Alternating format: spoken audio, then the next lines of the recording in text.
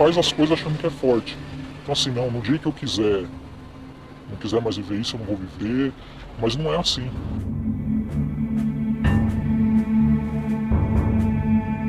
Então comecei a conhecer várias pessoas, vários homens. Cada noite eu ficava com um homem diferente.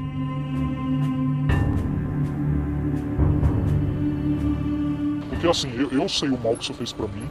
Era um vício mesmo, era questão de ser um vício. O sexo na minha vida era um vício. O Destrave está no ar para falar de um problema cada vez mais comum na nossa sociedade: os transtornos relacionados à sexualidade. Por que será que algo que pode fazer tão bem ao ser humano tem se tornado um pesadelo para milhares de pessoas? Padre, o que é a sexualidade humana e como podemos defini-la?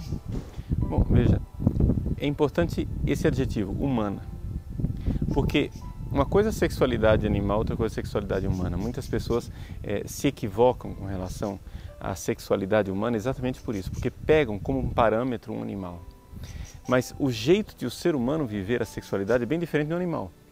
Ou seja, um animal, ele faz o ato sexual, mas depois não existe insatisfação, inquietação, angústia, sentimento de vazio, depressão, nada disso.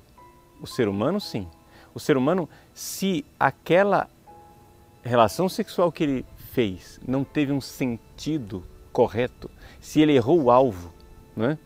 Se ele não acertou o sentido que Deus fez para a sexualidade humana, a pessoa então vive uma sexualidade totalmente desordenada, uma sexualidade que desestrutura e destrói a pessoa por dentro. Então, a sua pergunta foi muito oportuna, você dizer sexualidade humana. Por quê? Porque o ser humano é uma forma de o espírito conviver com a matéria. O ser humano é alma e é corpo. Então, sexo sem alma é um negócio que não dá certo. É por isso que a igreja coloca a sexualidade dentro do matrimônio, né? Os animais não têm matrimônio, não existe matrimônio, não existe casamento entre animais, né? Por mais que em algumas espécies animais exista um acasalamento onde de fato existe um casal, não existe verdadeiro matrimônio. Também entre os animais não existe a questão da paternidade e da maternidade. Ser pai e ser mãe é uma realidade profundamente espiritual, né? Eles podem ser os reprodutores, podem ser, né, os procriadores, mas não verdadeiramente pai, verdadeiramente mãe. Muitos são os significados que se dá ao termo sexualidade. No dicionário você vai encontrar qualidade do que é sexual ou modo de ser próprio do que tem sexo.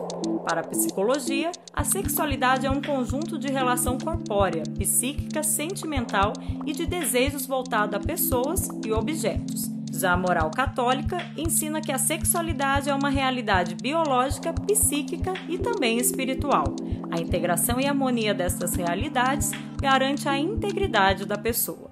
Então, o que é a sexualidade humana?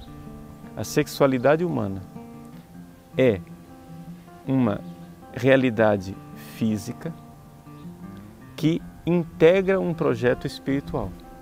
Então, essa realidade, o espiritual, o psíquico e o físico, precisam estar integrados. Quando você faz sexo divorciado da sua alma, então ali você está se desestruturando porque você está dilacerando o todo daquilo que Deus criou. Acontece que quando eu fiz 15 ou 16 anos, eu comecei a namorar. Com ele eu perdi minha virgindade e a partir daí eu fui caminhando para uma sexualidade cada vez mais desregrada, porque eu tinha o sexo quando eu queria com ele. Era qualquer hora do dia, em qualquer lugar. Eu namoro há 5 anos com uma pessoa e assim que eu comecei a namorar com ela também, a gente começou, depois de alguns meses, a se relacionar. Quando passou um certo tempo do nosso namoro, eu me sentia mal, me sentia, sei lá, inseguro. Eu procurava outras pessoas e frequentei lugares de prostituição mesmo. E assim, durante um ano e meio, mais ou menos, isso foi muito frequente. Essa vida é muito engraçada porque o mundo, ele sempre vai te puxando para mais. Ele quer mais. E ter relação só com aquele meu namorado não foi suficiente para mim. A gente acha que uma coisa acaba suprindo a outra, mas não supre. E aí foi que eu comecei a ver que isso não era natural.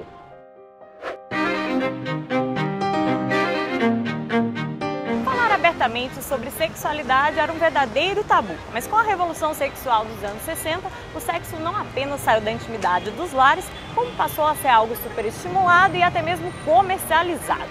Saiu do proibido ao libera geral em um curto espaço de tempo. E o reflexo disso é uma sociedade cada vez mais sexualizada.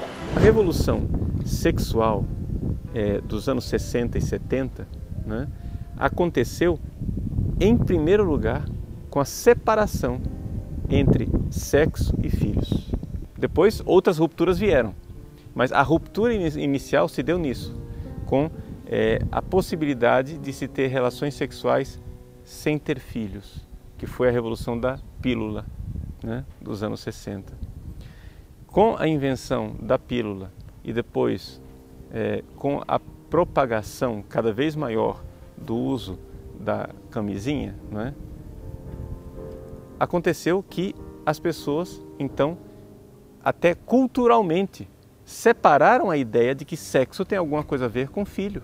Isso foi uma obra de engenharia social e de revolução cultural, digamos assim, extraordinária. Assim, como que nós chegamos a esse ponto que nós estamos hoje?